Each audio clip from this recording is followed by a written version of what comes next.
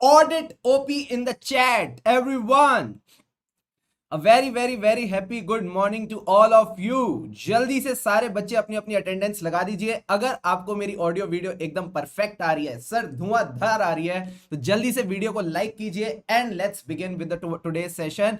100 viewers 23 likes. Sir ये तो ICI की पास परसेंटेज लग रही है, तो पास परसेंटेज को थोड़ा बढ़ाएंगे, लाइक्स की मात्रा को थोड़ा बढ़ाएंगे और शुरू करेंगे आज के इस शानदार से सेशन के साथ। Let's begin. Audit OP in the chat, audit OP in the chat, audit OP, yes. Audit में पास तो सब में पास, ऑडिट में पास तो सब में pass. Let's begin with the today session. एकदम शानदार वाले super 6 questions. Yes, this session will stay on YouTube, no need to worry about it.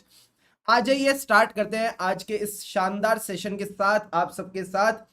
Don't forget to like, don't forget to type audit OP in the chat, ठीक है। सो ये आज के 2 attendance आपके लग जाते हैं। फटाफट स्टार्ट करते हैं आज के सेशन के साथ without much ado. I hope your Sunday is going awesome. तो स्टार्ट करते हैं सर। पहला सवाल आपकी स्क्रीन पे ये रहा।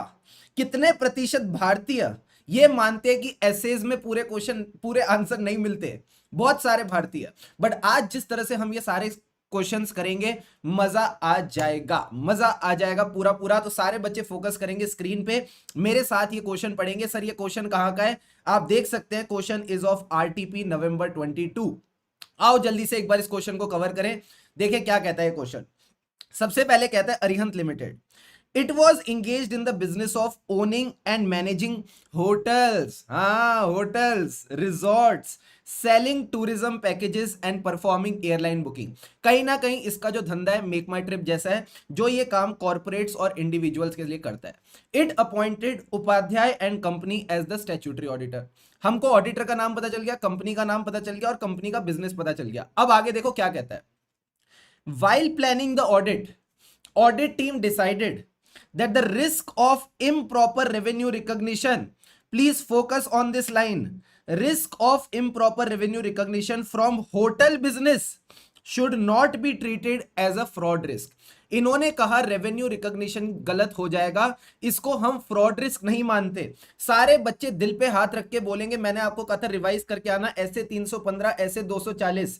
क्या इम्प्रॉपर रेवेन्यू रिकॉग्निशन को हम प्रिज्यूम नहीं करते ये फ्रॉड रिस्क है? जल्दी से बताओ, क्या हम इम्प्रॉपर रेवेन्यू रिकॉग्निशन को अज्यूम नहीं करते fraud risk? The answer is yes. Sir ये हमारी एक प्रिजम्पशन होती है। प्रिजम्पशन क्या है कि improper revenue recognition is always a fraud risk. ये बात हमको पता है, हाँ सर। अब इन्होंने बताओ ये कंक्लूजन क्यों बनाया?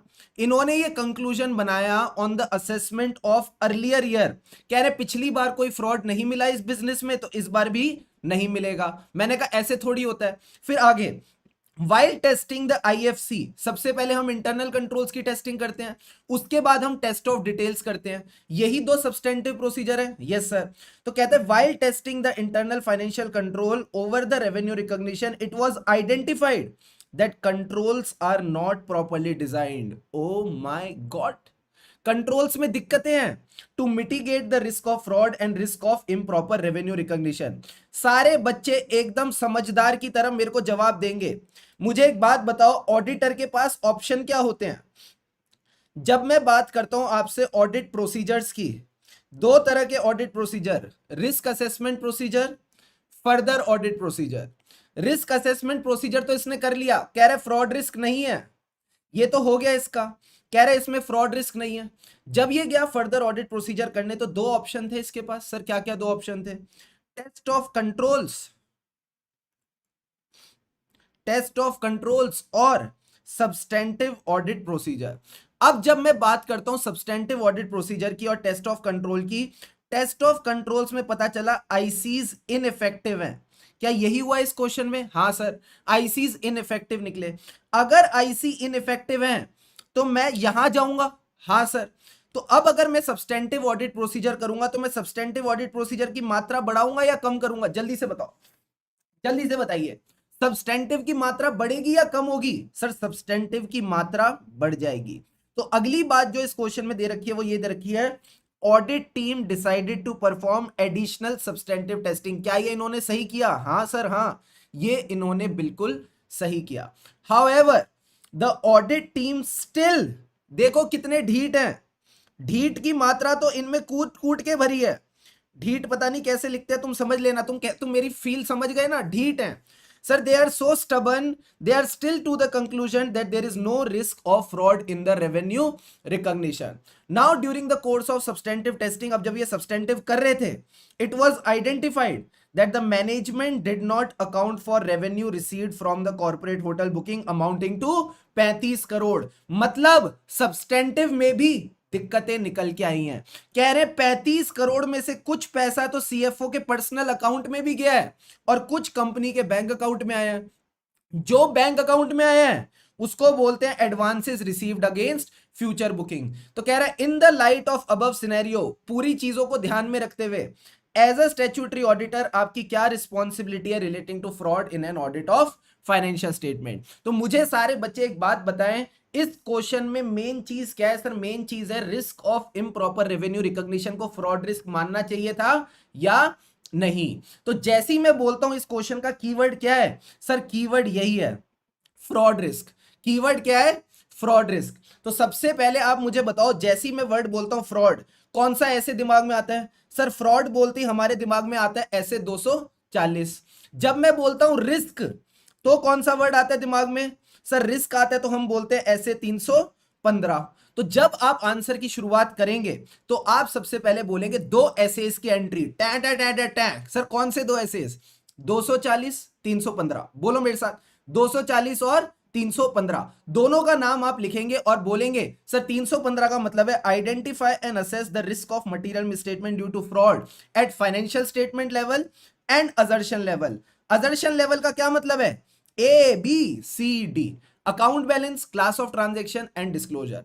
अब 240 और 315 की एंट्री हो गई। क्या हमने एक और बात की थी क्वेश्चन में सर? क्या बात की थी? मैंने कहा था risk of improper revenue recognition. देखो ये risk of improper revenue recognition में एक प्रिजम्पशन होती है कि ये फ्रॉड रिस्क है। तो सेकंड पॉइंट क्या आएगी? प्रिजम्पशन। सेकंड पॉइंट हमारा आएगा प्रिजम्पशन, जो आप सबने मुझे बताई। When identifying and assessing the ROMM due to fraud, audit shall be based on a presumption that there are risk of fraud in revenue recognition.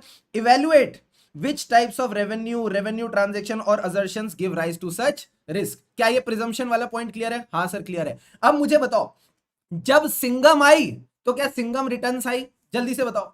RRR आई, कौन सी थी वो? केजीएफ आई, तो केजीएफ 2 भी आई। जल्दी से बताओ। यानी हर प्रीक्वल का एक सीक्वल है, गोलमाल की गोलमाल रिटर्न्स है। तो मैं कहता हूं जब 315 आया तो अब क्या आएगा सर? 330। मतलब रिस्क को दूर बैठ के देखते थोड़ी रहेंगे, we have to respond to the risk of material misstatement, यानी the auditor's response to assessed risk. तो इस बार 240 के साथ कौन सा ऐसे आया अपना चेहरा बदल के? 330 आया। तो 240 और 330। सब प्रिजम्पशन का भी सीक्वल बनाओ। तुम बोलो मैं ना मानू, ऐसा हो ही नहीं सकता। तुम बोलो मैं ना मानू, ऐसा हो ही नहीं सकता। ये लो प्रिजम्पशन का भी सीक्वल आ गया। सब प्रिजम्पशन का सीक्वल क्या कहता है? ध्यान से समझो। प्रिजम्पशन का सीक्वल कहता है कि आपने प्रिजम्पशन जो मानी थी कि फ्रॉड रिस्क होगी रेवेन्यू रिकॉग्निशन में, आप उसको इग्नोर कर सकते हो। देखो क्या कह रहा है, presumption that there are risk of fraud in revenue recognition may be rebutted, it may be ignored। Sir कब हम बोल सकते हैं रेवेन्यू रिकॉग्निशन में फ्रॉड रिस्क नहीं है? जब ये बड़ा सीधा साधा रेवेन्यू है, it is a single type of simple revenue transaction. अगर ये single type of simple revenue transaction है, यानी इसमें रिस्क ऑफ मटेरियल मिसस्टेटमेंट कम है, गलती होने के चांसेस कम है। So you can say that there is no risk of material misstatement due to fraud relating to the revenue recognition in case there is a single type of simple revenue transaction। जल्दी से बताइए। बच्चा कह रहा है audit assessment तो management करेगा ना। चंदा पांडे जी आप ऐसा क्यों नहीं करते? इंटर वापस दे के आए। ऑडिट असेसमेंट ऑडिटर करेगा, मैनेजमेंट करेगा, सिंपल सी बात है। तो अगर ये single type of simple revenue transaction है, जैसे कि अगर इनकी सिंगल यूनिट रेंटल प्रॉपर्टी होती जिससे लीज होल्ड रेवेन्यू आता तो चल जाता, ठीक है। बट इनकी ढेर सारी प्रॉपर्टी है, ढेर सारे रेवेन्यू है, तो यहां पे आप बोलोगे in this case there is a complex revenue structure और there are lack of control, so there is a high probability of fraud risk in revenue recognition. जल्दी से सारे बच्चे बताओ, अगर कोई चीज कॉम्प्लेक्स होती है तो गलती होने के चांसेस ज्यादा हैं, yes or no? Yes sir. अगर कंट्रोल्स में कमी है मतलब कंट्रोल रिस्क हाई है। अगर कंट्रोल रिस्क हाई है तो रिस्क ऑफ मटेरियल मिसस्टेटमेंट भी हाई है। अगर risk of material misstatement high है that means there are chances कि यहां पे रिस्क हो सकती है। तो आप बोलोगे हम इग्नोर कर सकते हैं अगर ये single type of simple revenue है, बट हम इग्नोर नहीं कर सकते अगर ये कॉम्प्लेक्स है और there are lack of control. जल्दी से बताइए प्रिजम्पशन का सीक्वल सबको क्लियर है, हाँ या ना? फटाफट बताओ। देखो एक एक लाइन अच्छे से करेंगे, एक एक लाइन अच्छे से करेंगे, जल्दी से बताओ यहां तक सब क्लियर है या नहीं है? Yes or no?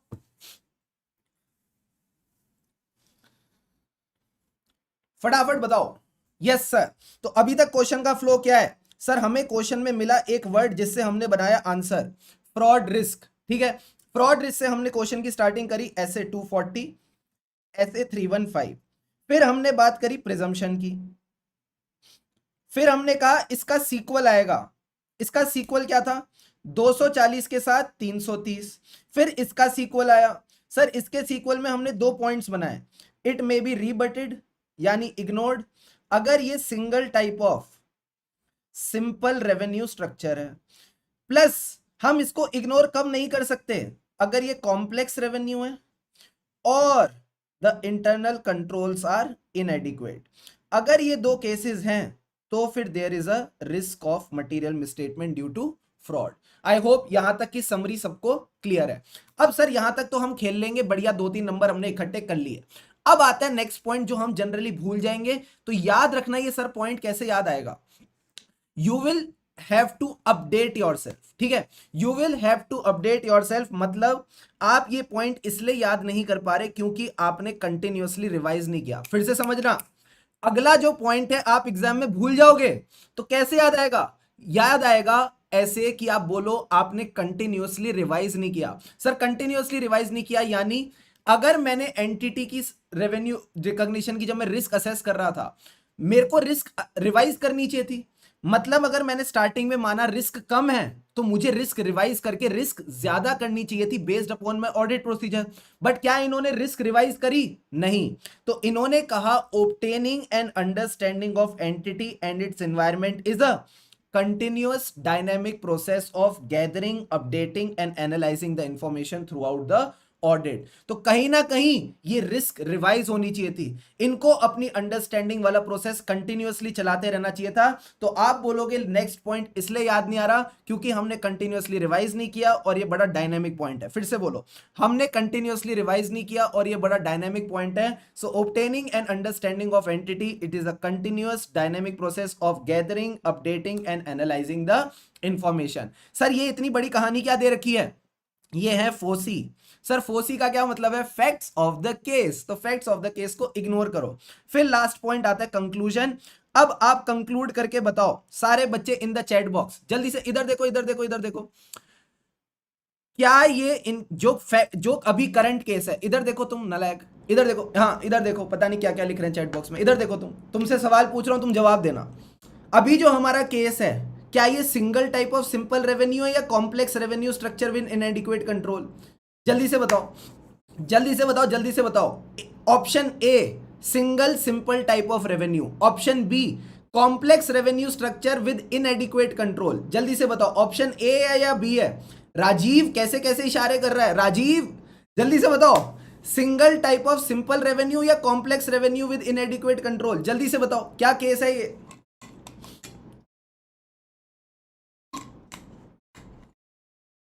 Very very good. Shubhangi, Aishwarya, Kriti, Mohan, Vighnesh, Monika, सारे बच्चों के नाम लिख लो। आईसीआई इस बार इनको शानदार नंबरों से पास करने वाला है। क्या बात करो सर? हाँ देखो ये आईसीआई के साथ साथ चल रहे हैं। कह रहा है auditor while performing the RAP should consider the complexity and nature of revenue also. इस केस में एडिक्वेट कंट्रोल्स भी नहीं थे, so they should have recognized fraud risk by identifying the deficiencies of control and as such this risk of improper revenue recognition as significant risk। Sir significant risk का क्या मतलब है? ऐसी risk जहां पे रिस्क ऑफ मटेरियल मिसस्टेटमेंट ज्यादा है। तो पहले तो आप बोलोगे देयर इज अ कॉम्प्लेक्सिटी, दूसरा आप बोलोगे एडिक्वेट कंट्रोल नहीं है, hence it is a example of significant risk. अब लास्ट में एक एडिशन और आपने लगाना है, एक तड़का और लगाना है। सर वो क्या है? सेक्शन 143(12) के हिसाब से अगर कोई फ्रॉड होता है 1 करोड़ या उससे ज्यादा जो कंपनी के खुद के एम्प्लॉइज कंपनी के अगेंस्ट करते हैं, तो वो आपको प्रिस्क्राइब टाइम लिमिट में सेंट्रल गवर्नमेंट को बताना होता है। जल्दी से सारे बच्चे बताएंगे ADT dash, ADT dash, ADT dash. कौन सा एडीटी आएगा इसके आगे? फटाफट बताओ, कौन से एडीटी में बताओगे secretary of ministry of corporate affairs को?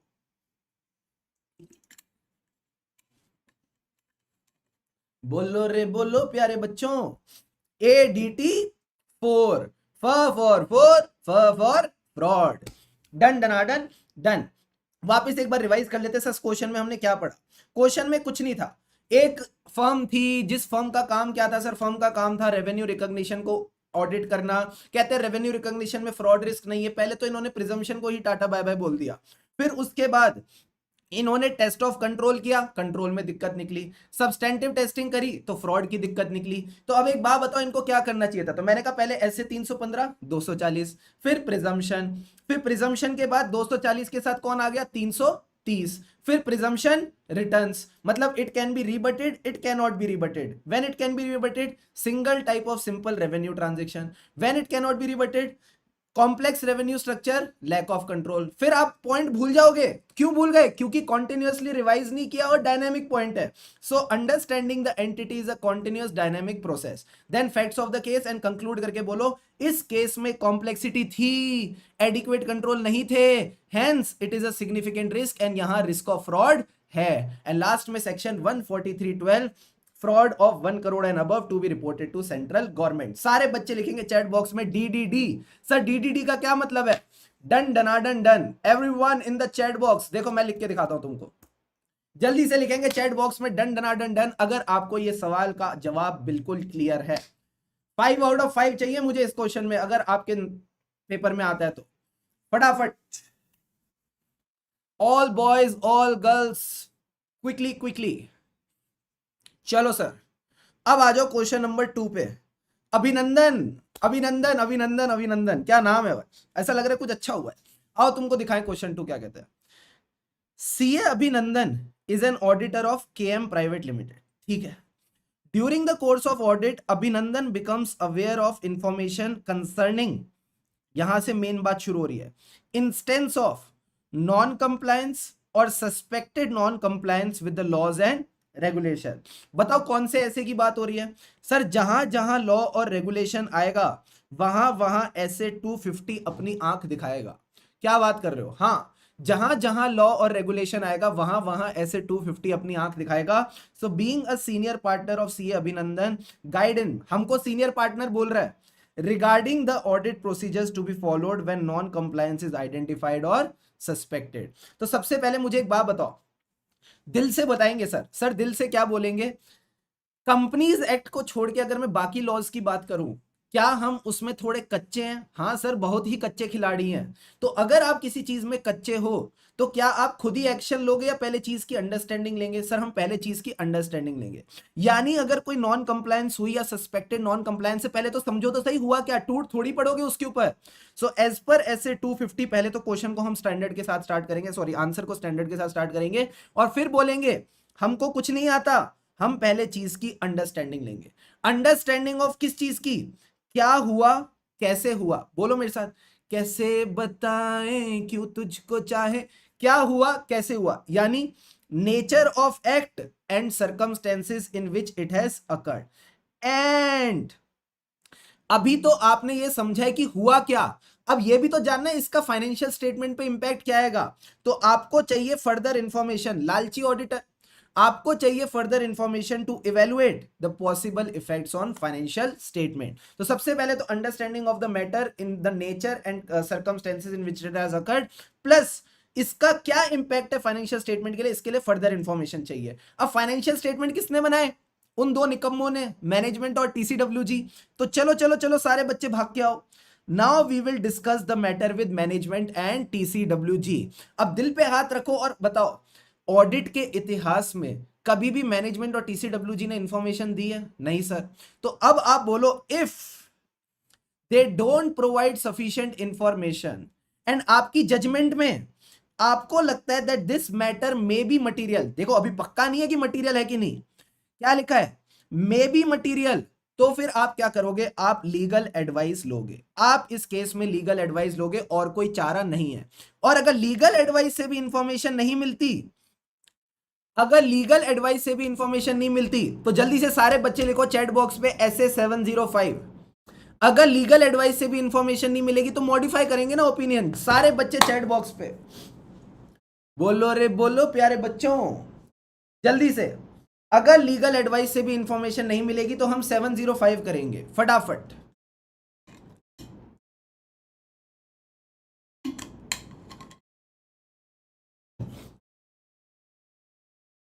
जल्दी से जल्दी से जल्दी से। सार्थक, दीपक और कौन कौन है, सेजल, शुभम, शुभम भी आ गए, अरे यार अब मैं कैसे बोलूंगा, कृति, दीपाली, वैशाली, सोनू, नेहल। नलायकों की कमी थोड़ी है, हमारे इस देश में नलायकों की कमी थोड़ी है। 16 अप्रैल संडे 10:26 पे सारे नलायक मेरे यूट्यूब इसमें ही बैठे हुए हैं। अरे मुझे एक बात बताओ, मुझे एक बात बताओ, मुझे एक बात बताओ, मैंने बोला मे बी मटीरियल, मैंने बोला मे बी मटीरियल, तुमने सीधा मॉडिफाई कर दिया, तुमने बोला सीधा मॉडिफाई करो। अरे भाई तुमको कैसे पता मटीरियल है तो तुम मॉडिफाई कर रहे हो, तो आप क्या बोलोगे, आप ना हिपोक्रिट बन जाओ।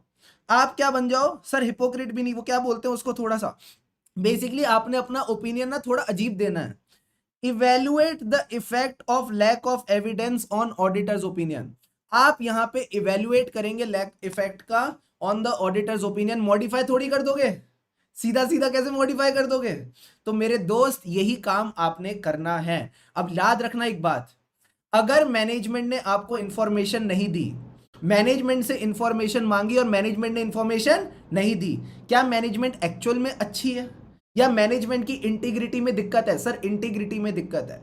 अगर मैनेजमेंट की इंटीग्रिटी में दिक्कत है तो क्या आप इनकी बाकी रिटर्न रिप्रेजेंटेशन पे विश्वास करेंगे? मैंने कहा नहीं। क्या आप इनके बाकी एविडेंस पे विश्वास करेंगे? मैंने कहा नहीं। मैंने कहा इनकी किसी चीज पे विश्वास नहीं कर पाएंगे और अल्टीमेटली आप एप्रोप्रिएट एक्शन लेके निकल जाएंगे। सो ये कहता है evaluate the implications of non compliance with respect to other aspects of audit including risk assessment and reliability of written representation and take appropriate action. बच्चे ने बिल्कुल सही कहा, यहां कहीं ना कहीं आपने एक डिप्लोमेटिक आंसर देना है। ये डिप्लोमेटिक बच्चे ही ऐसे वर्ड्स निकाल के लाते हैं। अब जल्दी से सारे बच्चे बताओ क्या आपको इसका फ्लो क्लियर है?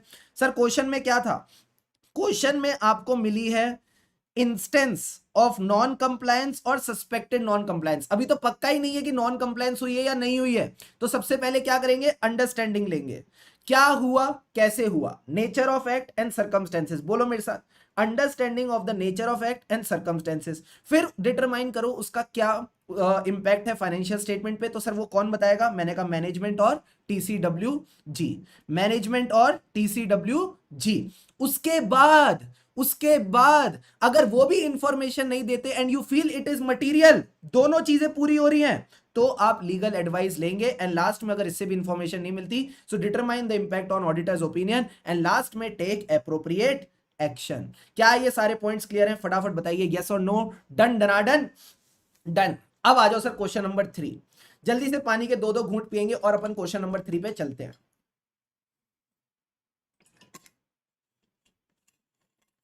ये तो बड़ा सिंपल क्वेश्चन है, आ जाओ आ जाओ आ जाओ।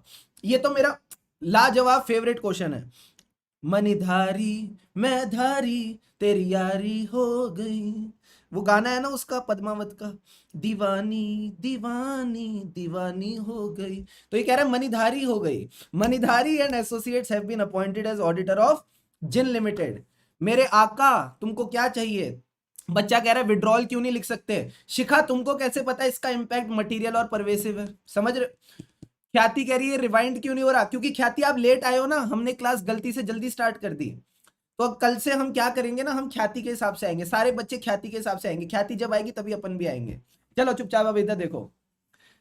बच्चा कह रहा है तुम पानी कितना पीते हो, तुम्हारा क्या जा रहा है? ठीक है, वाटर का इशू मेरी वजह से नहीं हो रहा, कई और दिक्कत है उसके पीछे। अब चुपचाप इधर देखो, मणिधारी एंड एसोसिएट्स, क्या प्यारा नाम है। It is the auditor of जिन limited, a multinational company dealing in spare parts. During the course of audit, auditor को लगी बड़ी सारी problems during the problem of getting the desired information from management. Accordingly, he decided to communicate with TCWG.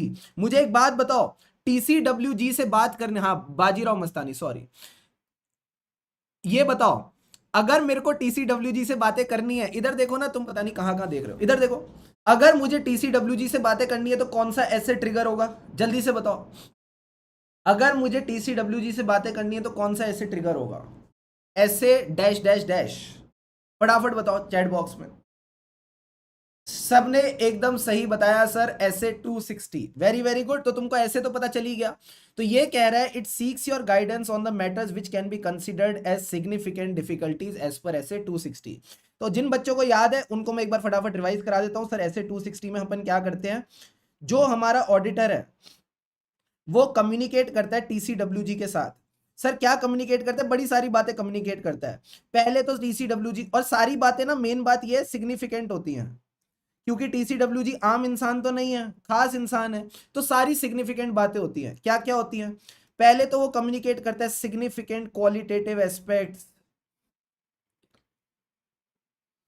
Of accounting practices, oh, जिसमें हमारी policies आ जाती हैं, estimates आ जाते हैं, डिस्क्लोजर की बात करते हैं, ये सब बातें होती हैं इसमें। और बताओ सर, उसके बाद ये तो TCWG के मतलब की बात हो गई कि TCWG का काम था oversight of financial reporting process, तो उनकी बात कर दी।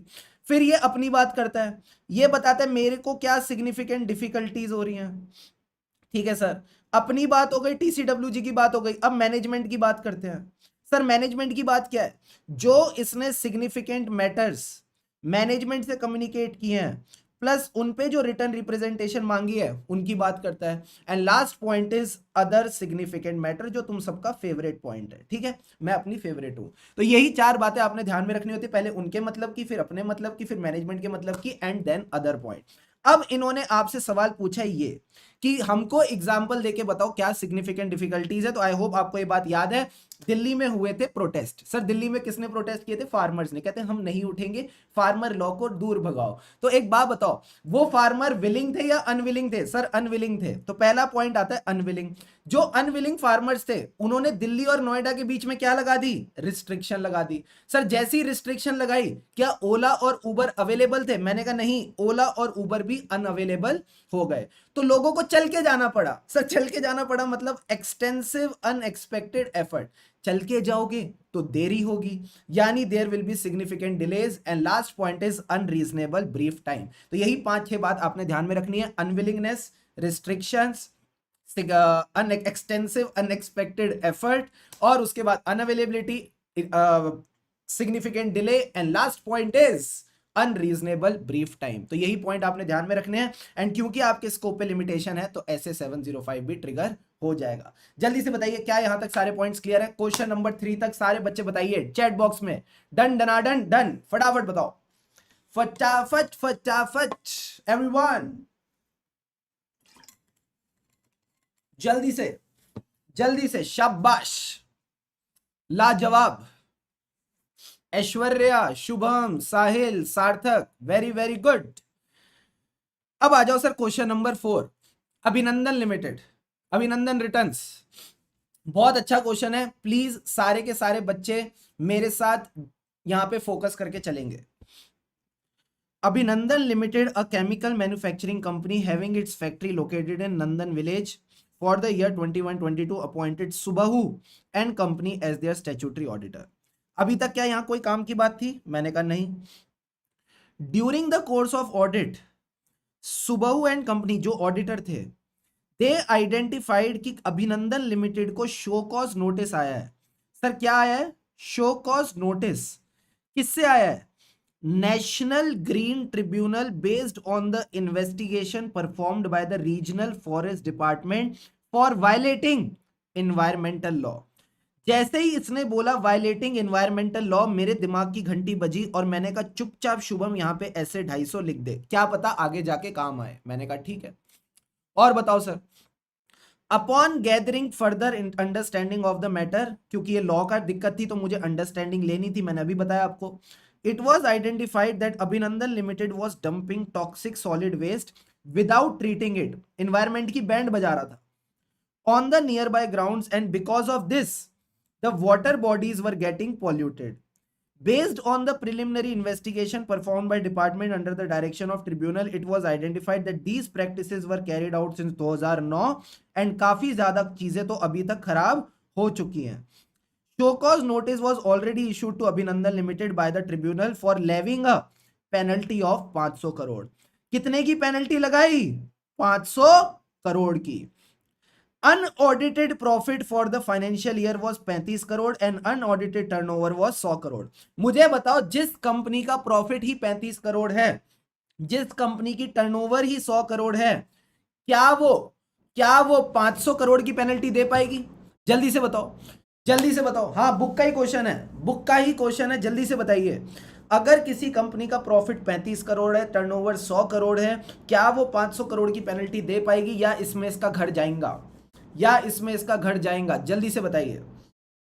सर ये नहीं दे पाएगी. सारे बच्चे बोल रहे हैं 570 going concern. Very very good. तो कहीं ना कहीं हमको 570 की भी खुशबू आ गई. प्लस एक बात बताओ, क्या ये गोइंग कंसर्न इनएप्रोप्रिएट है या मटेरियल अनसर्टेनिटी है? सर ये मटेरियल अनसर्टेनिटी है. ऐसा क्यों? गोइंग कंसर्न की बैंड बज गई. Very very good. Sir material uncertainty और इनएप्रोप्रिएट में क्या फर्क है? इनएप्रोप्रिएट मतलब आज ही काम खराब हो गया. मटेरियल अनसर्टेनिटी मतलब आगे जाके बैंड बजेगी. तो पेनल्टी आज देनी है या आगे जाके? सर आगे जाके. अभी तो शो कॉज नोटिस आया है, फिर डिमांड ऑर्डर आएगा. तो कहीं ना कहीं ये ऐसे 570 तो आपने बिल्कुल सही बोला. सेकेंड पॉइंट जो आपने ध्यान रखना है, it is a material uncertainty. अगर मटेरियल अनसर्टेनिटी है तो हमको फाइनेंशियल स्टेटमेंट में क्या चाहिए? सर डिस्क्लोजर्स चाहिए. अगर डिस्क्लोजर होंगे, जल्दी से सारे बच्चे बताओ, अगर मटेरियल अनसर्टेनिटी होती है तो अपन को क्या चाहिए फाइनेंशियल स्टेटमेंट में? डिस्क्लोजर. अगर तो डिस्क्लोजर है तो फिर अपन मुर्ग पैरा डालेंगे और बोलेंगे अवर ओपिनियन इज नॉट मॉडिफाइड. ओ क्या बात है. और अगर डिस्क्लोजर नहीं है तो अपन क्वालिफाइड या एडवर्स ओपिनियन देते हैं और फिर जो बेसिस होता है उसमें बोलते हैं मटेरियल अनसर्टेनिटी तो थी बट डिस्क्लोजर्स एडिक्वेट नहीं है. डिस्क्लोजर्स एडिक्वेट नहीं है. क्या ये पॉइंट क्लियर है? जल्दी से बताइए. हाँ सर ये क्लियर है. अब मुझे बताओ क्वालिफाइड कब आता है? सर क्वालिफाइड तब आता है जब आधे अधूरे डिस्क्लोजर होते हैं. मतलब डिस्क्लोजर होता है बट पूरा डिस्क्लोजर नहीं होता. और एडवर्स ओपिनियन कब आता है? जब डिस्क्लोजर पूरा ही नहीं है. तो अब आप मुझे बताओ इस क्वेश्चन में क्या है? Upon inquiry it was identified that Abhinandan limited has disclose this matter in the financial statement by way of a footnote. तो इसने फुटनोट में क्या बताया? कंपनी के पास शो कॉज नोटिस आया है for some potential violation of environmental law and found that the judgement will be in favour of company, accordingly no provision has been created. मुझे एक बात बताओ, क्या इसने मटेरियल अनसर्टेनिटी वाले डिस्क्लोजर दिए हैं? सर क्या डिस्क्लोजर होते थे मटेरियल अनसर्टेनिटी वाले? 4 डिस्क्लोजर होते थे. जल्दी से बताऊं 4 डिस्क्लोजर क्या होते थे? हाँ सर. सबसे पहले तो बताओ इवेंट्स एंड कंडीशन. क्या इसने बताया? मैंने कहा नहीं. उसके ऊपर मैनेजमेंट का क्या प्लान है? क्या इसने बताया? मैंने कहा नहीं. क्या इसने मटेरियल अनसर्टेनिटी की बात करी? मैंने कहा नहीं. क्या इसने बोला entity will not be able to realise the assets, pay off the liabilities in ordinary course of business? मैंने कहा नहीं. तो पूरा ही डिस्क्लोजर मिसिंग है. बच्चा कह रहा है क्वालिफाइड. कैसे क्वालिफाइड? इसमें इन्होंने क्या इन 4 में से कुछ भी डिस्क्लोजर दिया है? नहीं बाबा नहीं, कोई भी डिस्क्लोजर नहीं दिया. तो अपन कौन सा ओपिनियन देंगे? We will give adverse opinion in this case. हम इस केस में एडवर्स ओपिनियन देके चलेंगे. अब इसके साथ साथ मुझे एक बात और आपको बतानी है. पहले तो ऐसे 250 आएगा, ये बात आपको ऑलरेडी पता थी. सर ऐसे 250 में भी if I have to revise तभी आपको ये आंसर समझ आएगा. 2 तरह के लॉज होते हैं, एक जिनका डायरेक्ट इफेक्ट होता है, एक जिनका डायरेक्ट इफेक्ट नहीं होता.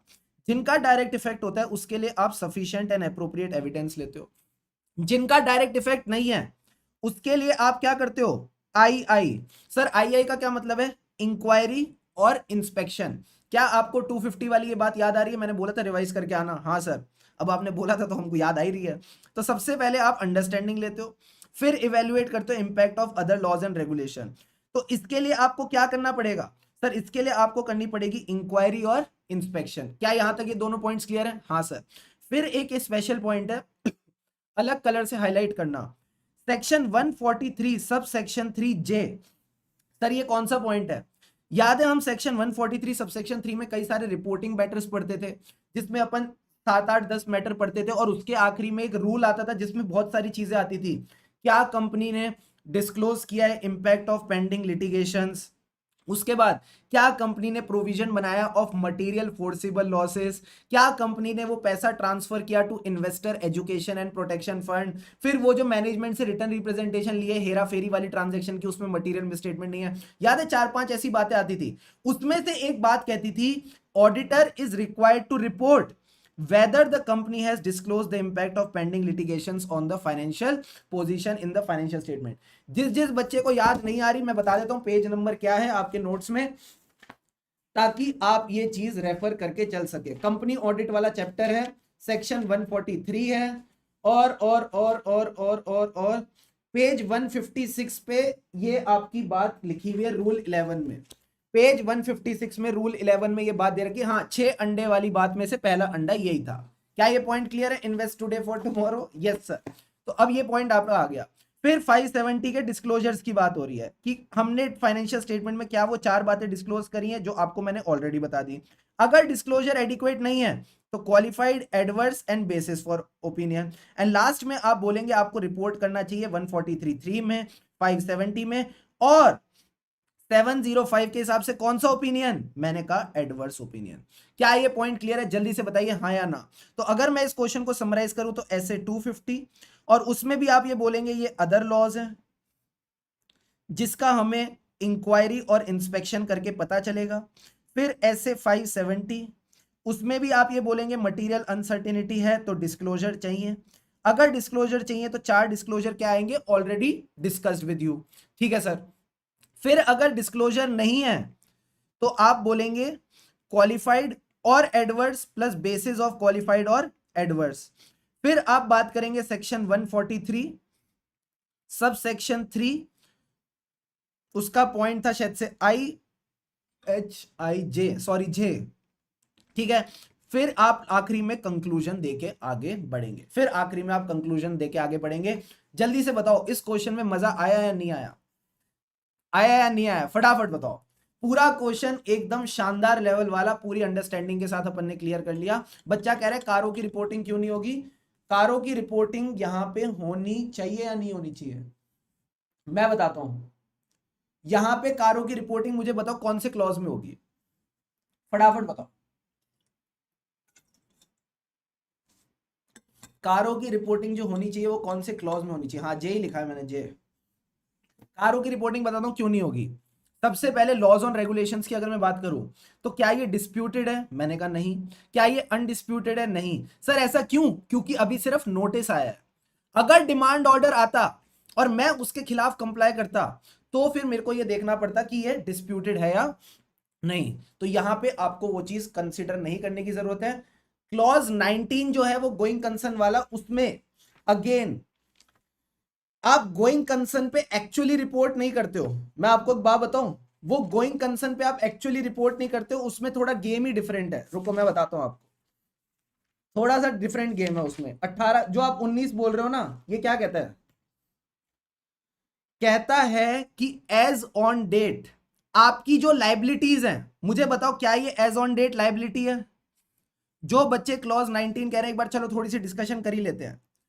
क्लॉज 19 कहता है कि एज एन ऑडिटर आपने ये रिपोर्ट करना है कि as on the balance sheet date जो भी लाइबिलिटी है क्या कंपनी उसको मीट कर पाएगी इन द 12 मंथ्स। तो मुझे बताओ क्या show cause notice is a liability? आपने तो मेरे से ज्यादा अकाउंट्स पढ़ रखी है। क्या show cause notice is a liability? Yes or no? I am happy that you are able to raise this question. मुझे भी अच्छा लगता है कि हाँ थोड़े कॉन्सेप्चुअल बच्चे बैठे, रट्टा लगाने वाले नहीं बैठे। It is a future liability. That's why that's why इन्होंने यहां पे इसकी बात नहीं की। I hope this point is clear. ठीक है, बोलो जी।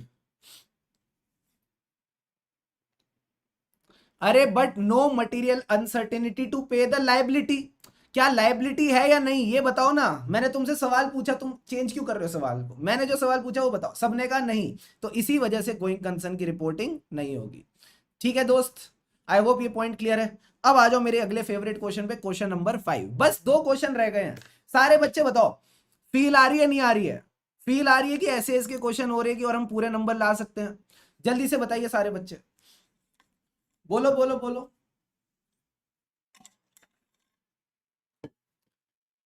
फील आ रही है, फील जा रही है, क्या हो रहा है। अंडरस्टैंडिंग और नॉट। सर ऐसे 501 ट्रिगर नहीं होगा for litigations and claims. Litigations and claims की कंप्लीटनेस अपन इंक्वायरी करते हैं। लिखने को लिख सकते हो, लिखने को लिख सकते हो, बट आई फील जितना दिया हुआ उतना काफी। अब तो ये क्वेश्चन आपने कर ही लिया, बट हाँ आप लिखने को लिख सकते हो, कोई दिक्कत नहीं है। Done done done done. अब आओ सर क्वेश्चन नंबर 5 पे। Before I begin with this question मैं आपको एक टॉपिक रिवाइज कराता हूं। EQCR के बारे में सुना है? हाँ सर। EQCR किसके केस में होता है, एक बार फटाफट रिवाइज करते हैं सर। किसी भी लिस्टेड एंटिटी के केस में EQCR होता ही होता है।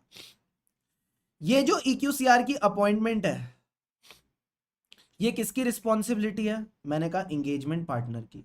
ठीक है सर। और दूसरा आईसीआई इस पे क्या क्वेश्चन पूछते हैं कि एक EQCR क्या क्या रिव्यू करेगा। तो मैंने कहा ये EQCR है तो छोटी मोटी बातें तो रिव्यू करेगा नहीं। सबसे पहले तो सबसे मोटी चीज रिव्यू करेगा। सर सबसे मोटी चीज क्या है? मैंने कहा इंडिपेंडेंस।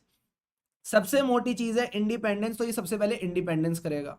और बताओ सर, इंडिपेंडेंस के अलावा, इंडिपेंडेंस के अलावा अगर इंडिपेंडेंस नहीं हुई तो ये कैसी रिस्क है? छोटी मोटी रिस्क या सिग्निफिकेंट रिस्क? सर ये सिग्निफिकेंट रिस्क है। ओ my God, it is a significant risk. तो सेकंड पॉइंट हमारा आता है, कहीं ना कहीं वो सिग्निफिकेंट रिस्क जितनी भी थी ऑडिट में उसको रिव्यू करके चलता है। अब तुमको कैसे पता ये सिग्निफिकेंट है? जल्दी से बताओ, तुमको कैसे पता it is a significant risk? तो अगला पॉइंट जो आप यहां लिखते हो वो है matter of judgement. It is a matter of auditor judgement. तो जितनी भी ऑडिटर की सिग्निफिकेंट जजमेंट्स होती हैं वो EQCR के साथ डिस्कस करके चलता है। और सर रिस्क से डर क्यों लगता है? Because risk can lead to misstatements and the misstatements detected और अनडिटेक्टेड। Oh my god. और जब मिसस्टेटमेंट आएगी, आप पे कोई भी आपदा आती है, तो आप किसके पास जाते हो? मैंने कहा 2 लोगों के पास, consultation and last point is management and TCW ji. तो मोटा माटी आपके EQCR में यही पॉइंट्स आते हैं, घूम फिर के इन्हीं पॉइंट्स के ऊपर आपने फोकस करके चलना होता है कि क्या क्या चीजें EQCR रिव्यू करेगा। तो प्लीज एक बार ये रिव्यू वाले पॉइंट्स को याद रखना। अब सर सवाल आता है इस क्वेश्चन में, देखते हैं हुआ क्या है। During the audit of FMP limited a listed company EP completed his reviews. ठीक है, लिस्टेड कंपनी है मतलब EP के रिव्यू के बाद किसका रिव्यू होना चाहिए? मैंने कहा इसके बाद रिव्यू होना चाहिए EQCR का। Also ensured the compliance with independence. The engagement files were also reviewed by EQCR, जो कि होना ही चाहिए था, except independence assessment documentation. Independence के अलावा उसने सारी चीजें रिव्यू कर ली। क्या सही किया? मैंने कहा नहीं, ये गलत किया। EP was of the view that matters related to independence are the responsibility of the engagement partner and not the engagement quality control reviewer. EQCR कहता है कैसी फालतू बातें कर रहे हो, मेरा काम था इंडिपेंडेंस रिव्यू करना, तुमने रिव्यू नहीं करने दी, तो अब मैं एंगेजमेंट डॉक्यूमेंटेशन पे साइन नहीं करूंगा। Please advise as per SA 220। जल्दी से इधर देखो और मुझे बताओ क्या हुआ। सारे बच्चे इधर देखेंगे और मुझे बताएंगे क्या हुआ। EQCR ने सारी चीजें रिव्यू कर दी, इंडिपेंडेंस को रिव्यू नहीं किया। क्या इंडिपेंडेंस को रिव्यू करना चाहिए था, नहीं करना चाहिए था? जल्दी से बताओ, क्या इंडिपेंडेंस को रिव्यू करना चाहिए था, नहीं करना चाहिए था? सारे बच्चे बताओ। दिल का हाल सुने दिल वाला, सीधी सी बात ना मिर्च मसाला, कह के रहेगा कहने वाला, दिल का हाल सुने दिल वाला। टिंग टिंग टिंग टिंग टिंग टिंग टिंग टिंग। फटाफट बताओ, क्या इंडिपेंडेंस को रिव्यू करना चाहिए था, नहीं करना चाहिए था? करना चाहिए था। करना चाहिए था, ये आपके स्टडी मटेरियल में गिवन है, ऑब्वियस सी बात है, गिवन है तो इसका क्या मतलब, अपन डिस्कस नहीं कर सकते। यस सर, करना चाहिए था, वेरी वेरी गुड। बट सिर्फ ये लिखने से कि करना चाहिए था आईसीआई नंबर नहीं देता। आईसीआई चाहता है आप पॉलिसीज की बात करें, आप प्रोसीजर्स की बात करें, क्या पॉलिसीज एंड प्रोसीजर्स है इंडिपेंडेंस को लेके। तो सबसे पहले as an auditor, as per SA 220, question में ही बोला था एसए 220 के हिसाब से करना, तो आप एसए 220 के हिसाब से करेंगे। आप बोलेंगे engagement partner shall form a conclusion on the compliance with independence requirement that apply to the audit engagement। इसमें engagement partner तीन चीजें देखेगा सर, क्या? सबसे पहले तो obtain the relevant information to identify and evaluate circumstances and relationships which create threat। ऐसे कौन से हालात हैं, ऐसे कौन से रिश्ते हैं, इधर देखो, इधर से देखो, ऐसे कौन से हालात हैं, ऐसे कौन से रिश्ते हैं। What are the circumstances and relationships which are creating a threat। मैं एक बात बताऊं, थ्रेट से डर नहीं लगता, ब्रीच से लगता है। फिर से बोल रहा हूं, थप्पड़ से डर नहीं लगता बाबू, प्यार से लगता है। तो ये कहता है evaluate the information on identified breaches.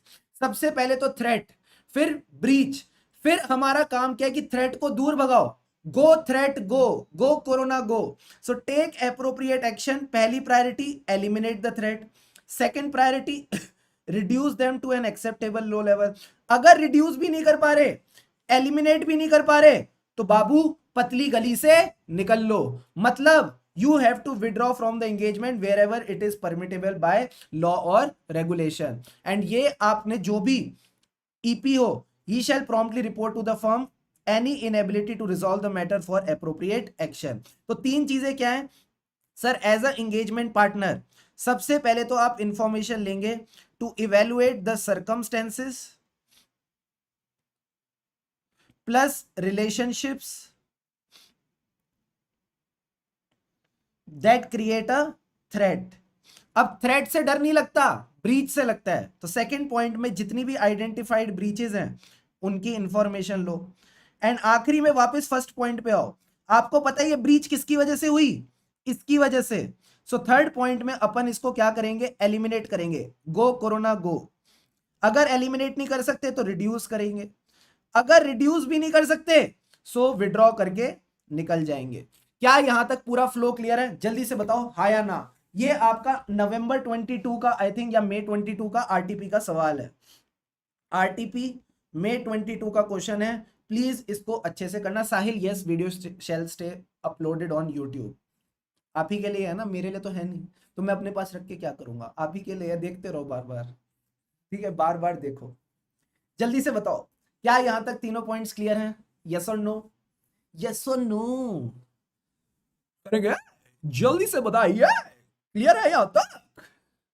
Yes sir, चलो चलें आगे बढ़ें। तो ये कहता है EP shall take the responsibility की इक्यूसीआर टाइमली हो जाए। इक्यूसीआर का काम है करना, बट ईपी ने नहीं करने दिया, so EP is not right. And यहां पे आप अपने इंडिपेंडेंस डॉक्यूमेंटेशन इक्यूसीआर को देंगे फॉर रिव्यू। अब आते हैं सर लास्ट क्वेश्चन, एंड इसके बाद हमारा ये पूरा सेशन डन डनाडन done. Question number 6, Chintamani limited. क्या सर सवाल है? चिंतामणि लिमिटेड, जल्दी से सारे बच्चे फोकस करें। अच्छा, before I discuss this question, क्या मैं आपको एक कॉन्सेप्ट पढ़ाऊं? जल्दी से सारे बच्चे, all your attention in this session.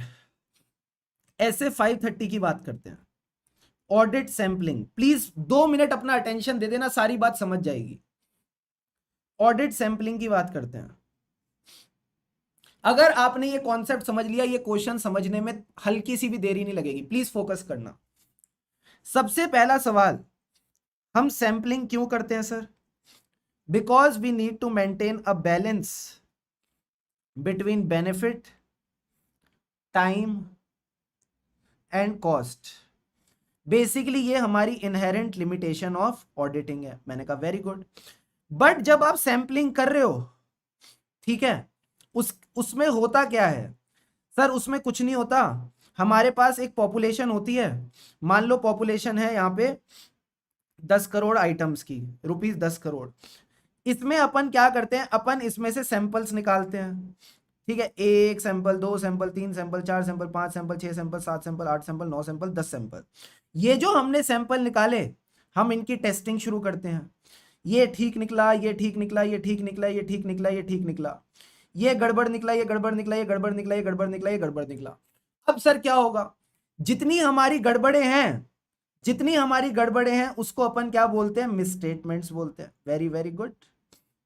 अब ये जो मिसस्टेटमेंट्स हैं ये दो प्रकार की होंगी। सर दो प्रकार की मिसस्टेटमेंट्स क्या होंगी, जल्दी से बताओ। दो प्रकार की मिसस्टेटमेंट क्या होंगी, एक तो ऐसी जो बाकी जैसी है, मतलब विच कैन बी प्रोजेक्टेड। ओ मतलब आप कह सकते हो कहीं ना कहीं they are representative of the population. Sir दूसरी जिनको हम बोलते हैं एनोमली, मतलब इनके जैसा कोई नहीं, जस्सी जैसा कोई नहीं, तो एनोमली जैसा कोई नहीं। जो प्रोजेक्टेबल मिसस्टेटमेंट्स हैं, या आप बोलो जो रिप्रेजेंटेटिव मिसस्टेटमेंट्स हैं, ये रिप्रेजेंटेटिव मिसस्टेटमेंट्स को तो आप प्रोजेक्ट कर देते हो। ओ प्रोजेक्ट कर देते हो यानी बेसिकली आप इनको एक्स्ट्रापोलेट करते हो। आई बात समझ फाइनेंस वालों, एक्स्ट्रापोलेट कर दो।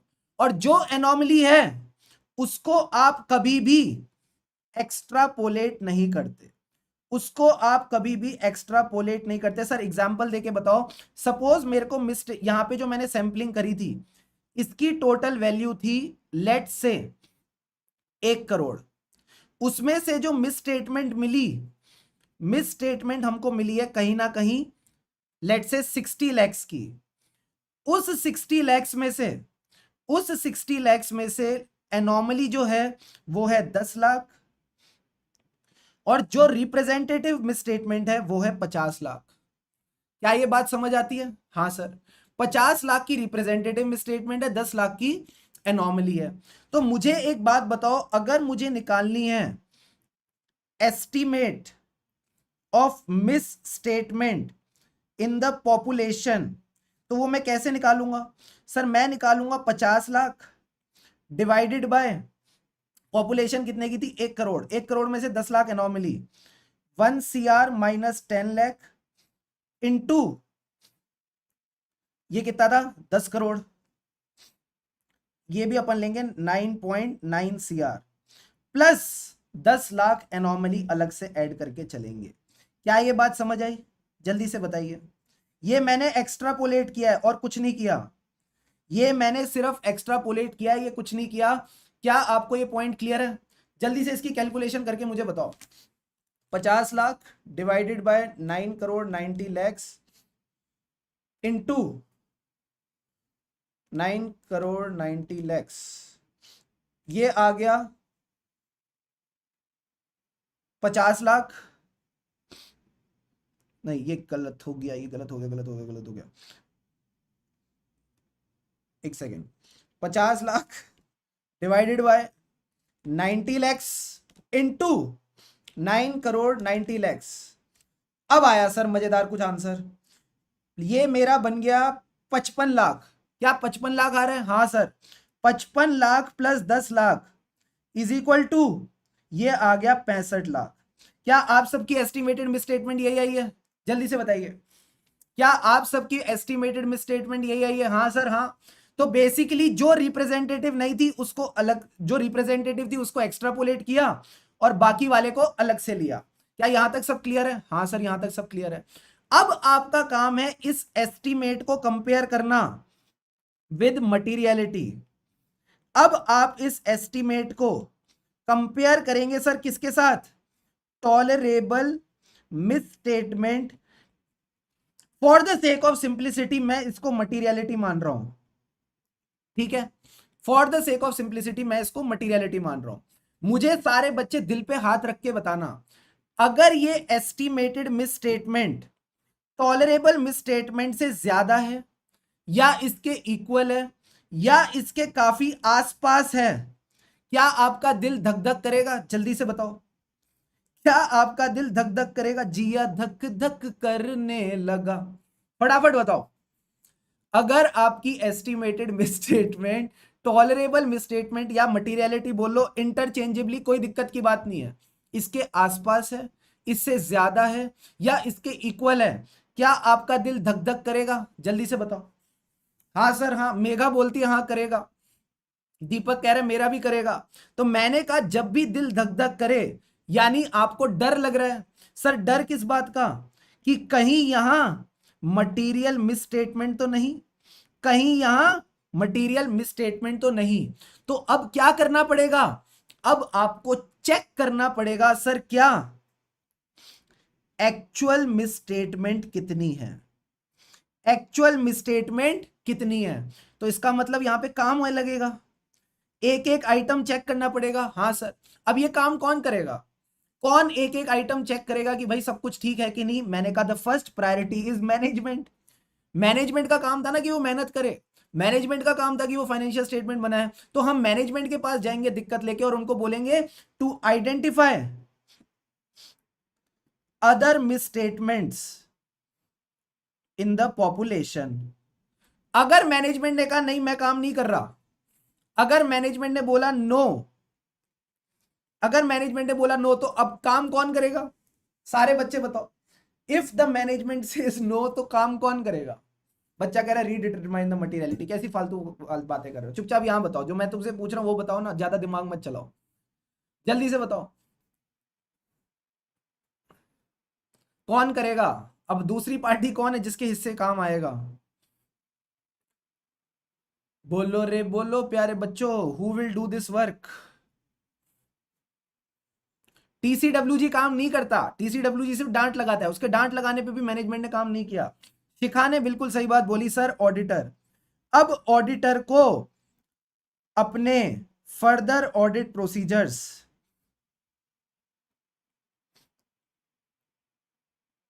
करने पड़ेंगे, अब ऑडिटर को अपने फर्दर ऑडिट प्रोसीजर्स करने पड़ेंगे, उसको अपने फर्दर ऑडिट प्रोसीजर्स की कहीं ना कहीं मात्रा बढ़ानी पड़ेगी।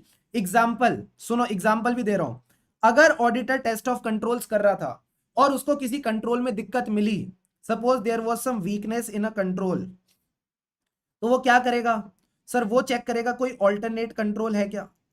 अगर ऑल्टरनेट नहीं है तो फिर वो क्या करेगा सर, वो क्या कर सकता है सर इस केस में, या तो वो एक ऑल्टरनेट कंट्रोल देखेगा या एडिशनल टेस्टिंग करने की कोशिश करेगा। अगर एडिशनल टेस्टिंग नहीं कर सकता तो ऑल्टरनेट कंट्रोल देखेगा। अगर दोनों ही पॉसिबल नहीं है, ना तो एडिशनल कर पा रहा है ना ऑल्टरनेट देख पा रहा है, तो फिर अगला ऑप्शन क्या है, ये आप मुझे पहले भी बता चुके हो, ये आप मुझे 240 वाले क्वेश्चन में भी बता चुके हो। बस 2-3 मिनट और ये आंसर खत्म, जल्दी से बताओ।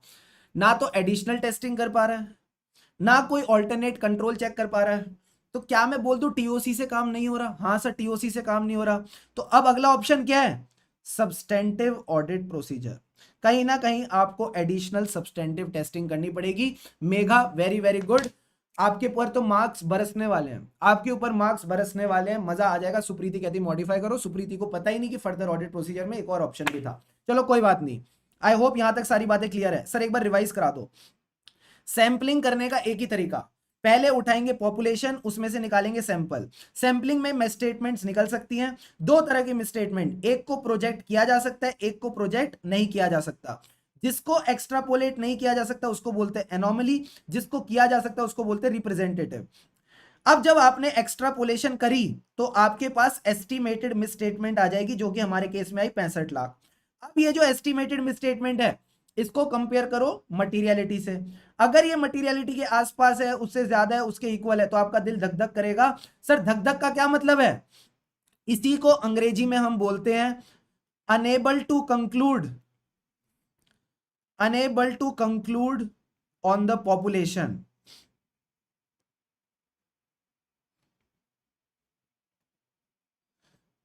Enable to reasonably conclude on the population, मतलब अगर ये मटीरियलिटी से बहुत दूर होता तो हम सेटिस्फाइड हो जाते, हम बोलते हैं हाँ पॉपुलेशन ठीक है। बट अगर ये मटीरियलिटी के पास है तो आप कह सकते हो कहीं ना कहीं मुझे इस पॉपुलेशन पे कंफर्ट नहीं आ रहा, मैं इस पे कंक्लूड नहीं कर पा रहा। तो अगर ऐसी कोई दिक्कत है तो पहले मैनेजमेंट के पास जाओ, अगर मैनेजमेंट काम नहीं करती तो एज एन ऑडिटर आपको खुद ही मेहनत करनी पड़ेगी। तो अब देखो सर क्वेश्चन क्या है, जल्दी से सारे बच्चे अब क्वेश्चन पे फोकस करेंगे। Chintamani limited appoints Chintan and Mani as the state auditor. Chintan and Mani seem to have different opinions. Sir क्या है, मनी कहता है कि 100% checking is not required, they can rely on audit sampling in order to provide them a reasonable basis to draw conclusion about entire population. जल्दी से सारे बच्चे बताओ, reasonable basis to draw conclusion का क्या मतलब है सर? इसका मतलब है estimated misstatement should be far away from the materiality. मतलब एस्टिमेटेड मिसस्टेटमेंट मटीरियलिटी से बहुत पीछे है, बहुत नीचे है, तो कोई दिक्कत की बात नहीं है। चिंतन is concern whether the use of audit sampling has provided a reasonable basis for conclusion about the population. So you are required to guide Chintan about his role if audit sampling has not provided a reasonable basis. तो सबसे पहले तो आप results of sample देखेंगे, फिर check करेंगे क्या आपको reasonable basis for conclusion मिला। अगर रीजनेबल बेसिस फॉर कंक्लूजन नहीं मिलता, सारे बच्चे जल्दी से बताओ मुझे, इधर देखो इधर देखो, अगर रीजनेबल बेसिस फॉर कंक्लूजन नहीं मिलता, यानी जो आपकी एस्टिमेटेड मिसस्टेटमेंट है मटीरियलिटी के आसपास है या उससे ज्यादा है, तो क्या आपका दिल धक धक करता है? हाँ सर, धक धक करता है। अगर दिल धक धक करता है तो सबसे पहले किसके पास जाते हैं? फटाफट बताना चैट बॉक्स में, फटाफट बताओ चैट बॉक्स में किसके पास जाओगे? बोलो रे बोलो प्यारे बच्चों, किसके पास, किसका दरवाजा खटखटाएंगे? ठक ठक ठक, बोलो ना, ठक ठक ठक। कौन है अंदर बैठा है जिससे आपको अब ज्यादा टेस्टिंग करानी है? कौन है जो एक्चुअल मिसस्टेटमेंट ढूंढ के लाएगा एस्टीमेट में से? Management, very very good. देखो लिखा है, मैं तुमको कुछ ऐसी टाइम पास थोड़ी पढ़ा रहा हूं, ये लिखा है देखो। बच्चा कह रहा है एक्स्ट्रापोलेट का मीनिंग बताओ। मुझे तो ये समझ नहीं आ रहा, आईसीआई ने क्या फाउंडेशन से फाइनल का दरवाजा डायरेक्टली खोल दिया है क्या? देखो क्या कहता है, request the management to investigate the misstatement that have been identified and potential for further misstatement to make the necessary adjustment. अगर मैनेजमेंट नहीं मानती, निकम्मी है, तो आप क्या करोगे? आप अपने फर्दर ऑडिट प्रोसीजर्स को टेलर करो। एग्जांपल, अगर टीओसी कर रहे हो तो सैंपल साइज बढ़ा दो। सर उससे काम नहीं हो रहा तो कोई ऑल्टरनेट कंट्रोल देख लो। मैंने कहा उससे भी नहीं हो रहा, मतलब टीओसी से काम नहीं हो रहा, तो फिर आप अपने सब्सटेंटिव ऑडिट प्रोसीजर्स को मॉडिफाई कर सकते हो। जल्दी से सारे बच्चे दिल पे हाथ रख के मुझे भी बताओ चैट बॉक्स में, मजा आया, फील आ गई? जल्दी से बताइए। यहां आपका पूरा का पूरा एसेस का सेशन इज डन डनाडन डन। सर आपने ये एसेस का सेशन क्यों लिया? क्योंकि ये सारे क्वेश्चन क्वालिटी वाले थे, मरियल मरियल सीधे साधे क्वेश्चन जिनको हम क्लास में ऑलरेडी याद कर चुके हैं, उसमें कोई फायदा थोड़ी है। बट ये जो क्वेश्चन था, टिप टका टक, मस्त क्वेश्चन, आई बात समझ? ऑल राइट, शाबाश मेरे दोस्तों, शाबाश मेरे वीर जवानों, very good. So that's all for today. I think आज के लिए इतना काफी है। I hope you enjoyed the session. 1 घंटा 2 मिनट क्वालिटी पढ़ाई, नो टाइम पास, नथिंग, बस क्वालिटी पढ़ाई। ये सर पीडीएफ हमको कहां मिलेगी? Telegram channel clear CA with Shubham Keswani पे आपको एक पीडीएफ मिल जाएगी। जो मेरी मार्किंग्स है वो भी मैं शेयर कर दूंगा। और बस और कुछ मेहनत करने की जरूरत नहीं है, यूं ही खुशी खुशी मन लगा के पढ़ते रहो, क्योंकि खुशी से पढ़ेंगे तभी आगे बढ़ेंगे। बहुत कम टाइम रह गया है, बस पूरी शिद्दत से अपने प्लान्स बनाते जाओ, उनको अचीव करते जाओ, यही यूं ही आपने लगे रहना है। All the best, take care, have an awesome day. अगर चैनल को सब्सक्राइब नहीं किया तो do subscribe the channel, and yes, video को लाइक करे बिना ऐसे नहीं जाते, गलत बात होते, पाप लगता है। Do like the video. Have a great day.